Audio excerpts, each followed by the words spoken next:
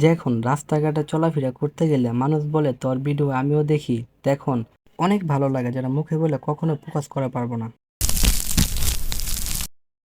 কি অবস্থা পোলাপান? আমি বেলাল খান, রাইট নাও চলে আসলাম আর একটা ব্লগ নিয়ে। আজকে অনলাইনে কিছু অর্ডার দিয়েছিলাম, ওইটা কালেক্ট করবো। আজকে কোনো এক জায়গায় যাবো না। আচ্ছা চলেন যাওয়া যাক। মার্কেট থেকে না নেওয়ার কারণ হলো একটা, কারণ চলাফেরা করতে গেলে রমজান মাসে অনেক কষ্ট হয়ে যায়, এই কারণে অনলাইনে অর্ডার দেওয়াটা। আমি যেটা আপনাদের বলছি রেগুলার ব্লগ দিব, কিন্তু রেগুলার ব্লগ আমি দিতে পারছি না, কারণ রমজান মাসে একটু কষ্ট হয়ে যায়। অনেক জায়গায় যাইতে হয় ব্লগ করার জন্য, আর রমজান মাসে রোজা রাখার পর অনেক জায়গায় যাওয়াটা অনেক কষ্ট হয়ে দাঁড়ায়। ডেলিভারি ম্যান বারে ফোন দিচ্ছিল, এই কারণে ডেলিভারি ম্যানের কাছে তো ওর সরাসরি চলে গেলাম। প্রোডাক্টটা হাতে পাওয়ার পর আমি আর কি আপনার প্যাকেটটা খোলার চেষ্টা করতেছিলাম, কারণ অনেক প্যাকেটিং করা ছিল অনেক কষ্টিপ দিয়া। তারপর ওনারা আমি বললাম বাইরে গিয়ে আপনি খুলে দিবেন একটু, কারণ অনেক কষ্ট হচ্ছে। তারপর ওই বড় ভাই গেঞ্জি কিনে দিয়ে আমার হাতে দিয়ে বলতেছিল, ভাই আপনার গেঞ্জি কিন্তু অনেক তো ভালো লাগতেছে। আমি বললাম হ্যাঁ ভাই, আমি অনলাইন থেকে এরকম ভাবে আর কি যেভাবে অর্ডার দিয়েছিলাম ওইরকম ভাবে পাইছি, অনেক ভালো লাগলো প্রোডাক্ট কিনে পাই আমার হাতে।